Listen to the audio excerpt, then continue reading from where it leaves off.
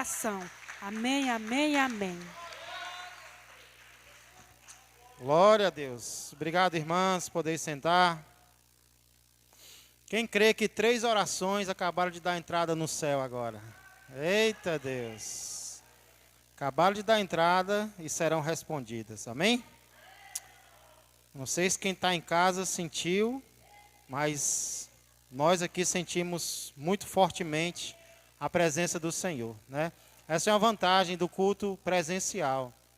Em casa, quando a gente não pode vir, é bom a gente assistir, né? Mas aqui não tem comparação. Presencialmente é diferente. Convido você a abrir a palavra de Deus, o primeiro livro da Bíblia, livro de Gênesis, capítulo de número 12.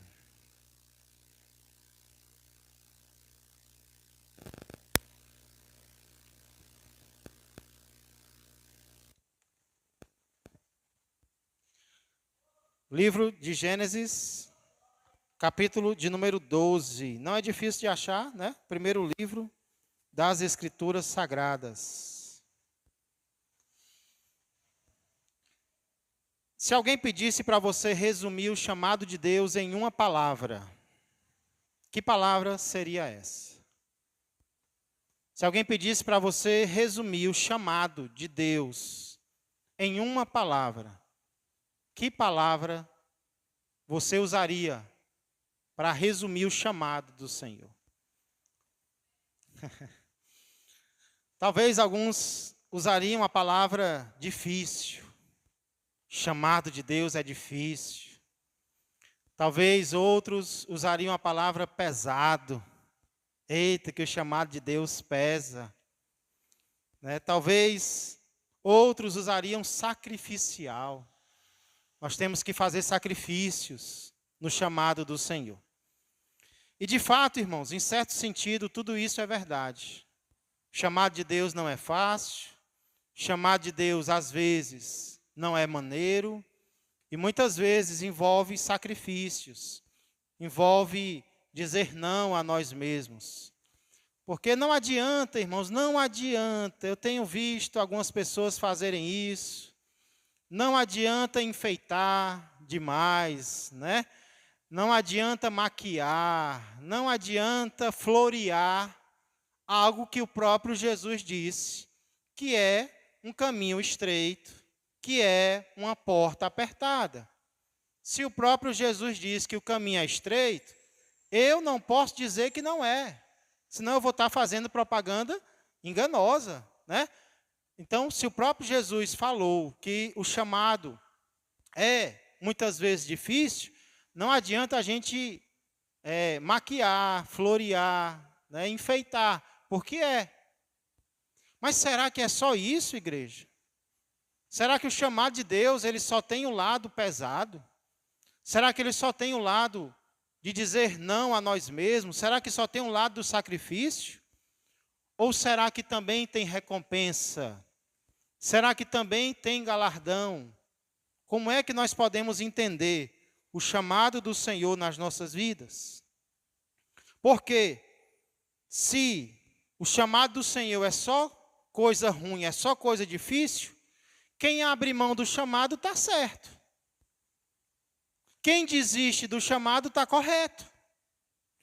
Quem nem começa está mais certo ainda. Se o chamado é só coisa ruim, é só espinho, é só sofrimento, quem diz não, está correto, merece um aperto de mão.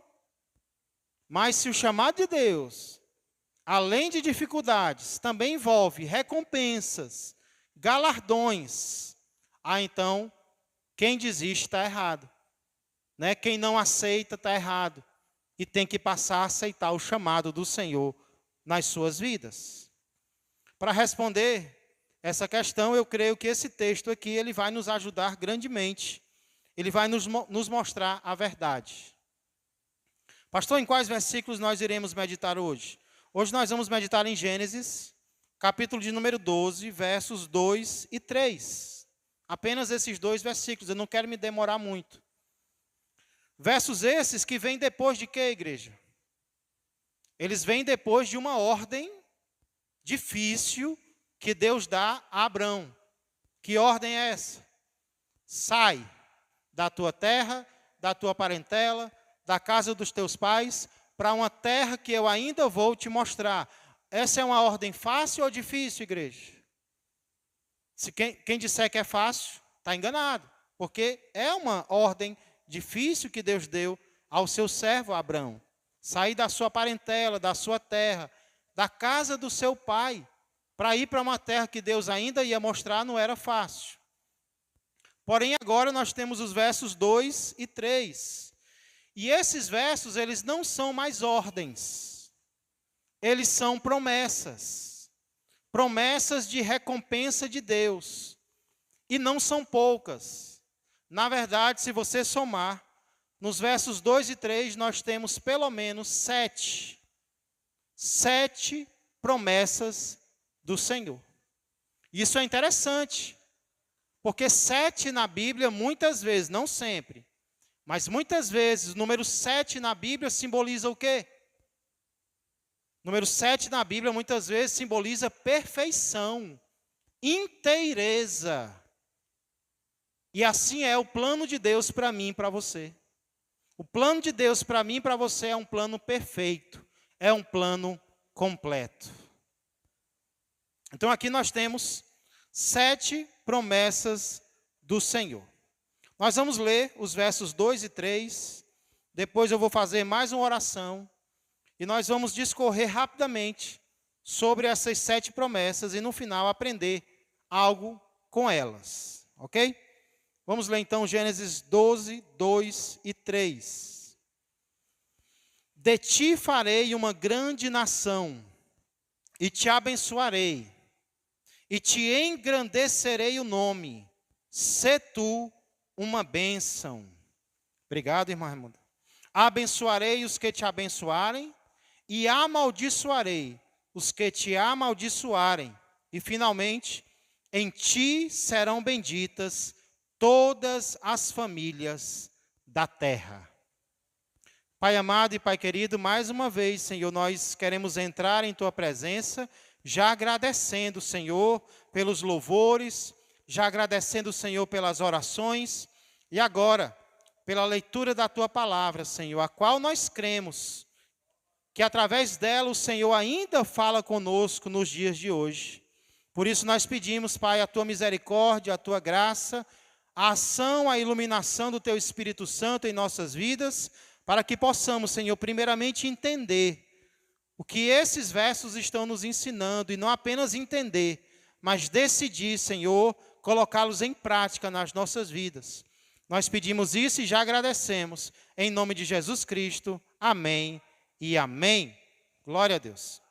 Irmãos, a primeira promessa que Deus faz a Abraão aqui, se encontra no início do verso 2. De ti farei uma grande nação. Eu acho que em português não tem, exatamente. Em português não tem, mas no original, essa frase começa com um i. E de ti farei uma grande nação. O que é esse i? Que na verdade é um e, mas tem som de i. Qual é a ideia que ele transmite? E de ti farei uma grande nação. Ele transmite a ideia de consequência. A ideia de consequência. Consequência de quê, pastor? Do que Deus tinha acabado de mandar Abraão fazer. Deus acabou de dar uma ordem para Abraão, e aí no verso 2 ele diz, e de ti farei uma grande nação. Ou seja, isto é, as promessas de Deus na vida de Abraão, a partir do verso 2, são condicionadas à obediência de Abraão no verso de número 1. É como se Deus estivesse dizendo, Abraão, eu estou te dando uma ordem. E ao obedecer a esta ordem, eu farei de ti uma grande nação, e tudo que vem depois. Ou seja, tudo que vem a partir do verso 2, igreja, é uma consequência da obediência de Abraão no verso 1. Alguém está entendendo o que eu estou dizendo? tudo que Deus diz do verso 2 em diante só ia acontecer quando e se Abraão obedecesse o que Deus ordena no verso de número 1. Então o verso 2 é uma consequência, e a partir do que você fizer, Abraão, eu farei de ti uma grande nação. Irmãos, assim são as promessas de Deus na nossa vida. A maioria das promessas de Deus, elas são condicionais. Que é isso, pastor? Elas começam ou com um se ou com um porquê. Ou seja, elas só vão acontecer se nós cumprirmos aquilo que Deus colocou como condição para nós sermos abençoados ou recebermos a promessa. Até a vida eterna, ela é uma promessa condicional. Sim ou não? Será que alguém vai entrar no céu sem crer em Jesus como Senhor e Salvador? Para entrar no céu, para ter a vida eterna, tem que fazer o quê primeiro? Tem que se arrepender dos seus pecados e tem que crer em Jesus como Senhor e Salvador. Se creres, serás salvo. Então existe uma condição. Existe uma condição. Só que às vezes nós achamos que não. Às vezes nós achamos que vamos receber algo de Deus sem primeiro fazermos o que Ele mandou. De qualquer forma, e não é assim, igreja. Deus quer nos abençoar, Deus é gracioso, Deus é amoroso, mas Ele coloca condições, Ele nos dá ordens, e dependendo da nossa obediência a essas ordens, a bênção de Deus cai na nossa conta, na nossa vida. Outro detalhe que é muito importante aqui é a ação de Deus. Porque pelo menos 5 vezes nós temos aqui a ideia de Deus fazendo algo. De ti eu farei uma grande nação, eu te abençoarei, eu te engrandecerei o nome, eu abençoarei os que te abençoarem, eu amaldiçoarei os que te amaldiçoarem. O que Deus está nos mostrando aqui? Abraão seria no máximo um canal da bênção de Deus, mas ele nunca seria a fonte das bênçãos de Deus. Quem é a fonte da bênção? A fonte da bênção é o Senhor nas nossas vidas. Então nós não podemos confundir isso. Senão às vezes nós vamos achar que nós somos fonte de bênção, e nós não somos. A fonte da bênção é o Senhor, é Ele que nos abençoa. Até quando nós nos tornamos bênção, nós somos apenas um canal da bênção de Deus na vida de alguém. Quem realmente abençoa é o Senhor. Ele pode fazer isso através de mim e de você, mas a fonte da bênção é Ele. Nós não podemos nos orgulhar de nada, porque o início da bênção, o abençoador, é o nosso Deus. Entendendo isso, então, primeira promessa do Senhor é: de ti farei uma grande nação. Uma nação é um povo com uma terra e governos próprios. É um povo com uma terra e governos próprios.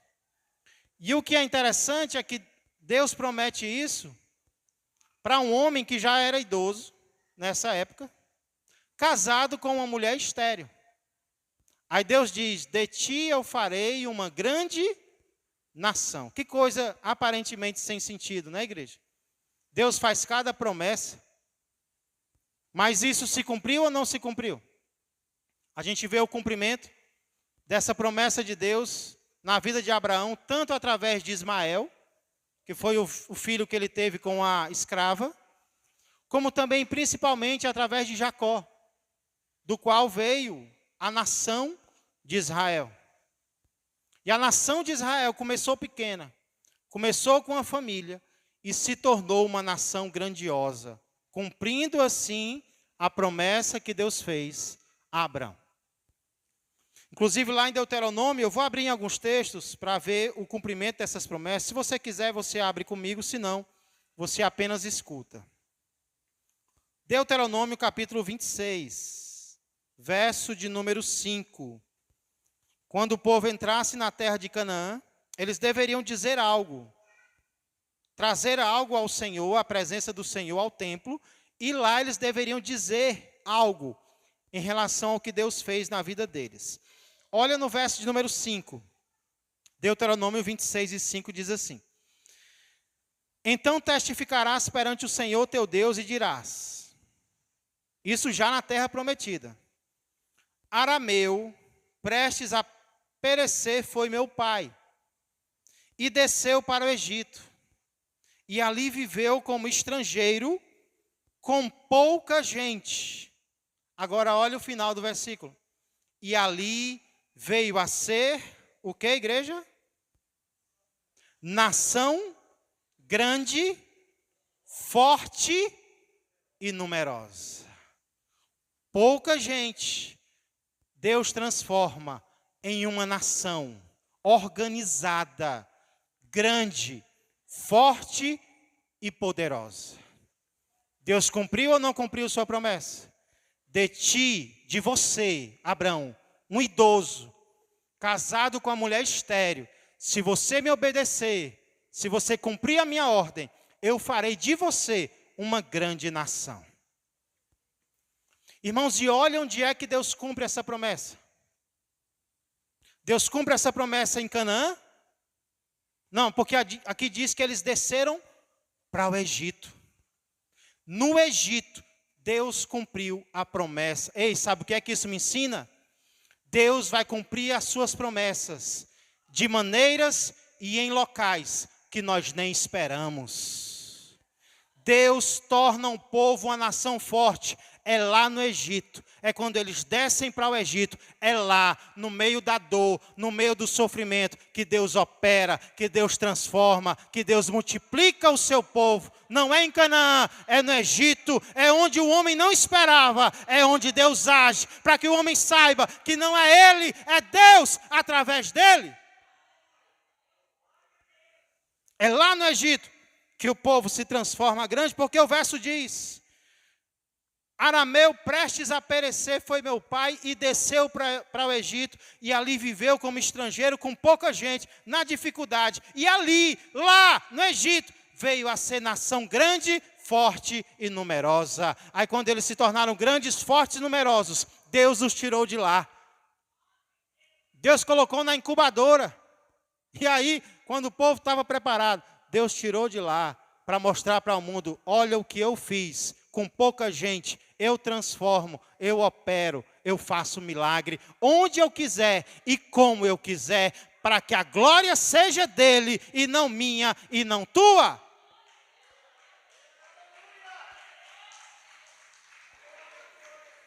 Então não estranha o agir de Deus. Aqui não vai acontecer. Dessa maneira Deus não vai operar. Talvez é dessa maneira que Deus vai agir, talvez é nesse lugar no qual você está que Deus vai operar milagres. Porque a glória tem que ser dele, igreja. A glória não pode ser minha, a glória não pode ser tua. Segunda promessa de Deus: e te abençoarei. Eita Deus! A palavra bênção aqui, ela se refere principalmente à bênção material. E te abençoarei aqui significa, e te abençoarei materialmente. E como era que a bênção material era demonstrada na época de Abraão? Com muito gado, com muitos metais e com muitos trabalhadores. Gado, metal e trabalhador em abundância, dizia se um homem era rico ou não. Deus prometeu a Abraão que o abençoaria materialmente. Deus cumpriu ou não cumpriu, igreja? Olha, capítulo 12, verso 16. Porque quando ele quer, irmãos, não há limite. Gênesis 12, 16, por causa dela, Faraó, por causa de Sarai, tratou bem Abrão, o qual veio a ter, ele não tinha, o qual veio a ter ovelhas, bois, jumentos, escravos e escravas, jumentas e camelos. De novo, no Egito, Abraão desce para o Egito e lá ele enriquece. Capítulo 13, verso 2, o resultado diz: era Abrão, o quê? Só rico? Não, muito rico, possuía gado, prata e ouro. Deus prometeu: Abrão, eu te abençoarei materialmente. Deus cumpriu ou não cumpriu, igreja? Sim. Sabe o que isso nos ensina? Um crente, ele pode ser rico. Há quem pense que não, né? Mas na Bíblia nós temos vários exemplos de crentes ricos. Abrão é um deles. Salomão, Davi. E no Novo Testamento nós temos Nicodemos, nós temos José de Arimateia. Um crente pode ser rico? Pode. Se for o propósito de Deus para ele, Deus pode. Agora, tem crente que não pode ser rico. Sabia? Tem crente que não pode ser rico. Na verdade, tem crente que nem abençoado muito pode ser. Porque senão, irmãos, perde o equilíbrio. Nós sabemos disso. Nós sabemos. Às vezes, quando tem um pouco a mais, né, na nossa mão, a gente, se não tiver cuidado, a gente fica até deslumbrado. Acha até que enricou. Então, precisamos ter cuidado. Deus sabe qual é o meu limite, Deus sabe qual é o teu limite. Então, Deus vai colocar riquezas na nossa mão, se Ele quiser, vai. Mas como é que eu me preparo para isso? É quando eu busco o abençoador mais do que a bênção. Se eu busco o abençoador mais do que a bênção, o que eu estou dizendo para Deus? A bênção não é o mais importante na minha vida. Eu posso até ser abençoado, mas o meu foco é o abençoador. É o Senhor na minha vida. Se o nosso foco for o abençoador, irmãos, Deus, Ele pode dar bênçãos e mais bênçãos na nossa vida, porque Ele sabe que isso não vai nos estragar, isso não vai nos desviar do propósito. Então vamos buscar o Senhor mais e mais, não para receber, mas porque se for da vontade dEle, isso não vai nos afastar do Senhor nas nossas vidas. Amém? Terceira promessa do Senhor: te engrandecerei o nome. Te engrandecerei o nome. No capítulo anterior, irmãos, os habitantes da terra, eles cometem 2 erros muito graves, no episódio da Torre de Babel. Primeiro erro muito grave que eles cometem: eles se reúnem para construir um local, para que desse local eles não se espalhem pela terra. Só que isso vai contra o propósito de Deus, porque qual era o propósito de Deus? Multiplicai-vos e enchei a terra. Deus queria que a humanidade enchesse a terra, mas eles queriam o quê? Ficar num canto só. Isso era contra o propósito de Deus. E além disso, o capítulo 11 vai dizer que a motivação deles é para que o nome deles se tornasse célebre, famoso. Então eles queriam ficar num local só, e eles queriam construir uma torre que chegasse até o céu, para que o nome deles ficasse famoso. Olha, eles construíram uma torre tão alta. Irmãos, isso acaba não dando certo, porque Deus lá de cima olha para baixo e diz: não, isso não vai funcionar. Deus provavelmente viu que o homem dali se tornaria violento de novo. O homem cometeria homicídios, assassinatos. Então Deus confunde a linguagem da humanidade. E ao invés de se unir, eles têm que se espalhar. Então aquilo que o homem procurou, sendo egoísta, desobediente a Deus, que o seu nome ficasse famoso, eles não conseguem. Mas agora, Deus chega para um homem e diz: sai, não fica, sai, e eu engrandecerei o teu nome. Aquilo que o homem quer, mas não consegue, um nome famoso, Deus oferece a quem Ele quer. Irmãos, não é da nossa forma que o nosso nome vai ficar famoso. Não é vivendo uma vida egoísta, rebelde contra Deus. Não, é atendendo ao chamado do Senhor para as nossas vidas. E isso acontece porque no início dessa série, eu citei o fato de que 3 das religiões mais antigas do mundo, o islamismo, o cristianismo e o judaísmo, têm em Abraão o seu pai. Essas 3 religiões, elas têm em Abraão o seu pai, um nome precioso, um nome famoso. Aqui eu aprendo, igreja, que muitas vezes coisas importantes não serão alcançadas quando nós as buscarmos. Por exemplo, o ser humano quer ser feliz. Aí ele pensa: eu vou procurar a felicidade. Errado. Errado. Não procura a felicidade. Procura agradar a Deus.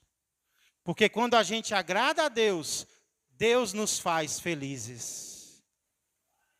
Ah, eu quero um nome grande. Não procura um nome grande. Procura servir ao Senhor. O que Deus vai fazer? Se nós nos entregarmos a Deus, Deus vai engrandecer o nosso nome.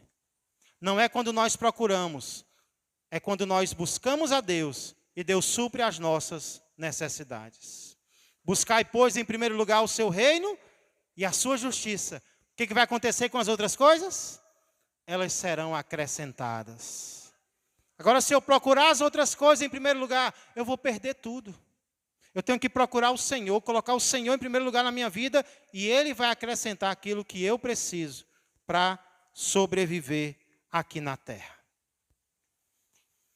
O maior exemplo disso é o nosso Senhor. Daqui a pouco nós vamos fazer uma leitura que mostra o exemplo de Cristo. 4ª promessa de Deus: sê tu uma bênção, final do verso 2. Sê tu uma bênção. Na Bíblia de vocês está assim também? Sê tu uma bênção, final do verso 2. Amém? Sê tu uma bênção. Aqui é uma forma de ordem. É como se Deus estivesse ordenando a Abraão ser uma bênção. Porém, também é uma promessa. É como se Deus estivesse dizendo: Abraão, se você seguir os meus passos, se você atender ao meu chamado, você vai se tornar uma bênção. E é ou não é o que nós queremos? Quem quer ser uma bênção aqui? Deus está dizendo: eu posso te tornar uma bênção. Irmãos, aqui nós temos uma transição. Até aqui Deus disse: Abraão, eu vou te abençoar, eu vou abençoar você, eu vou abençoar o teu povo. Mas agora é uma transição, porque agora Deus vai se voltar para outras pessoas. Abraão vai ser um canal de bênção para outros. Isso fica claro nas 3 últimas promessas de Deus. Por exemplo, a 5ª promessa diz: abençoarei os que te abençoarem. Irmãos, olha o status no qual Deus coloca Abraão. Eu abençoarei aqueles que te abençoarem. É claro que essa promessa ela não diz respeito apenas a Abraão, mas também a todos os seus descendentes. E uma prova disso, um exemplo, é no capítulo 39, verso de número 5. Lembra quando José é vendido para o Egito? E ele vai morar na casa de Potifar. E ali Potifar o coloca como o seu mordomo principal, o seu mordomo-chefe. O que vai acontecer com a casa de Potifar? Porque ele honra José. José é um descendente de Abraão. Olha o que vai acontecer com Potifar. Gênesis 39, 5 diz assim: e desde que o fizera mordomo de sua casa, e sobre tudo que tinha, Potifar honra José. Qual é a consequência? O Senhor abençoou a casa do egípcio por amor de José. A bênção do Senhor estava sobre tudo que tinha, tanto em casa como no campo. Olha, irmãos, que maravilha. Alguém honra José, alguém coloca José como um servo honrado. O que Deus faz? Eu vou cumprir a minha promessa feita a Abrão. Eu vou abençoar os que te abençoarem. Aqueles que tratam bem o povo de Deus serão bem tratados pelo próprio Deus. No Antigo Testamento isso se referia a Israel. Hoje o povo de Deus é a igreja. Aquele que trata bem a igreja vai ser tratado pelo dono da igreja. No capítulo 47 tem outro exemplo, não precisa ir lá. Mas Faraó fica sabendo que José tem uma família. E ele diz: José, traz a tua família todinha para o Egito. Escolhe a melhor terra na qual vocês querem morar e habita ali.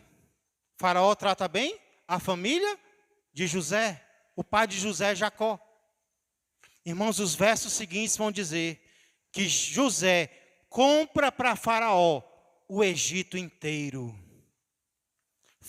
José compra as propriedades, os terrenos. José compra as pessoas do Egito para Faraó. Ei, quando nós abençoamos alguém a quem Deus ama, nós estamos nos preparando para sermos abençoados pelo próprio Deus. Se Deus está tocando teu coração para abençoar alguém, é porque Deus ama esse alguém e Ele quer te abençoar através disso também. Seja usado, seja usada pelo Senhor. Porém, Deus sabe que o contrário também poderia acontecer e Ele faz a sexta promessa. Estamos chegando ao fim. Amaldiçoarei quem te amaldiçoar. No português está no plural, né? Amaldiçoarei os que te amaldiçoarem. Mas no hebraico está no singular. Eu vou amaldiçoar quem? Aquele que te amaldiçoar também. Então, abençoar é no plural, porque essa é a vontade de Deus, né? Deus quer abençoar muitas pessoas, mas Ele também está disposto a amaldiçoar uma pessoa que se colocar contra o seu povo. E nós temos exemplos disso. Deus cumprindo essa promessa, sim. Olha no capítulo 12, verso 17. Faraó acha a esposa de Abrão bonita, e ela era mesmo. E aí ele tem a ideia de ficar com ela. Ele nem sabe que é a esposa de Abrão, porque Abrão disse que ela era irmã dele. E aí ele inventa de ficar com ela, querer ficar com ela. Olha o que acontece. Porque ele se volta contra a família de Abrão. Verso 17. Porém o Senhor puniu o Faraó e a sua casa com grandes pragas, por causa de Sarai. Porque ela era mulher de quem? De Abrão. Eita, menino. Só porque ela era mulher de Abrão. E Deus prometeu: eu vou abençoar quem te abençoar. Mas quem desdenhar você, porque a palavra amaldiçoar aqui significa desdenhar, não ligar. Quem desprezar você, eu vou amaldiçoar.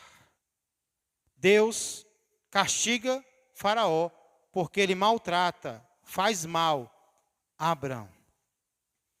Olha também lá no capítulo 20,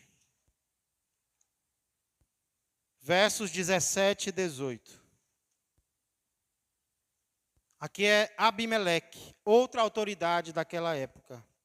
Capítulo 20 de Gênesis, versos 17 e 18, também com a mulher dele. Pense numa mulher protegida essa aqui, viu? E orando Abraão sarou Deus Abimeleque, sua mulher e suas servas, de sorte que elas pudessem ter filhos, porque o Senhor havia tornado estéreis todas as mulheres da casa de Abimeleque, por causa de Sara, mulher de Abraão. Deus cumpre as suas promessas. Mas, irmãos, quem é que amaldiçoa? Quem amaldiçoa Abraão? Alguém amaldiçoa Abraão. Quem é que vai amaldiçoar essa pessoa? Quem? É o próprio Deus. É Abraão que amaldiçoou? Ah, você me amaldiçoou, está aqui agora, eu vou mandar um Hadouken de maldição contra você, né? Eu vou mandar agora uma bomba de maldição na sua vida. Não, não é Abraão, é Deus. Eu amaldiçoarei. Irmãos, não somos nós que vamos nos vingar de ninguém. É o Senhor nosso Deus. Na verdade, a Bíblia vai nos mandar fazer o quê? Quando nós somos amaldiçoados, a Bíblia manda nós fazermos o quê? Abençoar. Ah, mas ele não merece, mas ela fez isso. É o Senhor e ela. Eu vou abençoar. Eu vou fazer o que Deus manda. Quem vai castigar, quem vai vingar, se Ele quiser, como Ele quiser, é Deus. Mas o meu coração tem que estar nas mãos do Senhor. Eu não posso guardar rancor, eu não posso guardar mágoa. Eu tenho que abençoar. E o que Deus quiser fazer, Ele vai fazer. Não sou eu nem você. Deus disse, eu amaldiçoarei. É Ele. Nós não temos esse direito. Não podemos sujar nossas mãos. Deixa Deus agir. Amém, igreja? Para concluir, 7ª e última promessa diz, em ti serão benditas todas as famílias da terra. Você percebeu o crescimento aqui? Eu vou te abençoar, eu vou engrandecer o teu nome. Aí ele aumenta. Através de você, pessoas serão abençoadas. Aí no final, todas as famílias da terra serão abençoadas através de você. Irmãos, esses versículos terminam como eles começaram. Porque no verso 1, Deus falou de terra e de família. Sai da tua terra, da tua parentela, da casa do teu pai. E como é que ele termina? Com terra e família. E em ti serão abençoadas todas as famílias da terra. Onde foi que isso se cumpriu? Quem é aquele, quem é o descendente de Abraão, através do qual todas as famílias da terra são abençoadas? O nosso Senhor e Salvador Jesus Cristo, que veio da descendência de Abraão, e através dele, todos, não apenas os judeus, mas todos, judeus e gentios, podem ser salvos, transformados e abençoados. Louvado seja o nome do Senhor. Essas então são as 7 promessas que Deus fez a Abraão, caso ele aceite o chamado do Senhor na sua vida. Até agora nós não vimos a resposta de Abraão, nem vamos ver hoje. Vai ficar para a próxima oportunidade. Mas hoje eu quero encerrar perguntando: que lição principal nós podemos aprender desses 2 versículos? E uma lição que eu quero compartilhar com vocês é a seguinte: apesar de incluir sacrifícios, o chamado de Deus é principalmente e acima de tudo recompensador. Pastor, o chamado de Deus envolve sacrifícios? Sim ou não, igreja? Se nós disséssemos que não, nós estaríamos mentindo. Porque no verso 1, Deus diz a Abraão, sai do teu conforto, sai de onde você é familiarizado. E Deus sempre nos manda sair de algo. Nós vimos que nem sempre é da nossa família, da nossa terra. Às vezes vai ser o contrário, Ele vai mandar ficar. Mas Ele sempre vai mandar a gente sair do conforto. Conforto de servir a Deus, né? Deus sempre vai mandar sair de algo. Então envolve sacrifício? Sim, tudo que é bom envolve sacrifício. Estudar é fácil? É não. Mas é bom? É. É. Então muitas coisas envolvem sacrifícios. Mas não é só isso. Não tem apenas isso. Aqui nós vemos, pelo contrário, as recompensas ultrapassam os sacrifícios. Deus dá uma ordem para Abraão e faz quantas promessas? Deus dá uma ordem e faz 7 promessas. Deus paga melhor do que cobra. Ele cobra, mas o pagamento, a recompensa dele excede qualquer dificuldade. Ah, está muito difícil. Então é porque a recompensa vai ser muito grande na tua vida. Porque se está muito difícil, é porque vai ser muito, muito, muito, muito, muito maravilhoso o que Deus vai fazer na vida de quem obedece a Ele.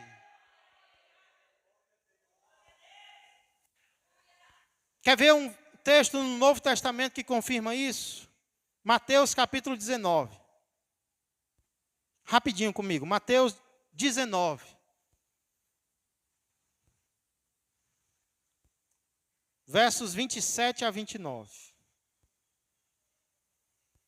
Jesus dá uma ordem para um jovem rico. O jovem rico acha que o preço é muito grande. Aí Pedro diz, o que ele diz no verso 27, Mateus 19, 27. Então lhe falou Pedro, eis que nós tudo deixamos e te seguimos. Esse jovem rico te rejeitou, Jesus, mas nós, os discípulos, tudo deixamos e te seguimos. Que será, pois, de nós? Às vezes o crente pergunta, né? Senhor, eu estou te buscando. Senhor, eu estou te servindo. O que vai ser de mim? Qual vai ser o meu futuro? Qual vai ser o meu destino? O Senhor não vai fazer algo, não? Olha a resposta de Jesus, verso 28. Jesus lhes respondeu, em verdade vos digo que vós, os que me seguistes, quando na regeneração o Filho do Homem se assentar no trono da sua glória, também vos assentareis em 12 tronos para julgar as 12 tribos de Israel. E todo aquele que tiver deixado casas, ou irmãos, ou irmãs, ou pai, ou mãe, ou mulher, ou filhos, ou campos, por causa do meu nome, receberá o mesmo tanto do que perdeu. É isso, igreja? Receberá muitas vezes mais. Não é o mesmo tanto que nós perdemos, é mais do que o que nós abrimos mão por amor a Ele e não terminou. E herdará a vida eterna. Vale ou não vale a pena aceitar o chamado de Deus? Vale ou não vale a pena seguir a esse Jesus? O que nós perdemos não se compara com o que Ele haverá de nos dar. É por isso que mesmo com todas as dificuldades, ninguém pode servir a Deus com tristeza. Ninguém podia entrar na presença do imperador triste. O imperador não aceitava. Ei, servir a Deus também não pode ser com tristeza, não. Tristeza por quê? Por causa das perdas? Elas acontecem.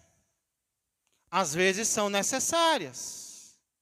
Perdas muitas vezes acontecem, muitas vezes são necessárias. Mas as perdas não são o último capítulo da história de quem aceita o chamado de Deus. Ei, o livro da tua vida não termina com perda. O livro da minha vida e da tua vida termina com ganho, termina com recompensa maior do que as perdas. Por falar em último capítulo, que foi mesmo que aconteceu com o Senhor Jesus. Tende em vós o mesmo sentimento que houve também em Cristo Jesus? Pois ele, subsistindo em forma de Deus, não julgou como usurpação ser igual a Deus, antes a si mesmo se esvaziou, assumindo a forma de servo, tornando-se em semelhança de homens, e reconhecido em figura humana, a si mesmo se humilhou, tornando-se obediente até a morte e morte de cruz. Coitado de Jesus, bichinho, Jesus, o bichinho, morreu, mataram Jesus. Paulo discorda disso. Paulo diz, pelo que Deus, também Deus, o exaltou sobremaneira e lhe deu nome que está acima de todo nome, para que ao nome de Jesus se dobre todo joelho nos céus, na terra e debaixo da terra, e toda língua confesse que Jesus Cristo é Senhor, para a glória de Deus Pai. Se você se encontra rejeitando algum chamado de Jesus na sua vida, se arrependa hoje e aceite o chamado dele. E se você já aceitou, mantenha. E mantenha sorrindo. Você não é coitado, você não é coitada. Você é recompensado, você será recompensada. Fique de pé. Vamos orar ao Senhor. Pai amado e Pai querido, obrigado, Senhor, pela Tua palavra que nos instrui acerca da verdade sobre o Teu chamado, Senhor. É bem verdade que o Teu chamado, ele muitas vezes, Senhor, envolve dizer não para algumas coisas, dizer não para a nossa vontade, dizer não, Senhor, para a nossa carne, dizer não para o mundo, dizer não para o diabo. Mas, Pai, tudo isso vale a pena, porque a recompensa não é igual à perda. A recompensa é superior a qualquer perda. Senhor, nós não estamos perdendo nada que não seja compensado pela Tua graça nas nossas vidas. Então, o que tivermos que perder para aceitar o Teu chamado, Senhor, perder tempo, perder conforto, perder amizades, perder relacionamentos, se necessário for, que possamos fazer isso, e não com tristeza, mas com alegria, sabendo, Pai, que a recompensa será ainda maior. Fortalece o Teu povo, como eu orei hoje, Senhor, fortalece o homem interior de cada um de nós, porque nós não queremos estar fortes apenas por fora, nós queremos estar fortes por dentro. O homem interior, Senhor, tem que estar forte na Tua presença. Abençoa cada um de nós, como foi pedido hoje, aqueles que estão lá fora, que nós possamos ir até eles e trazê-los para o Teu altar. Tudo isso eu peço, Senhor, e já agradeço. Que a graça do Senhor Jesus, que o amor do Pai e que a comunhão do Espírito Santo permaneçam e cresçam mais e mais na vida e na família de todos vós. Uma ótima noite a todos. Que Deus os abençoe.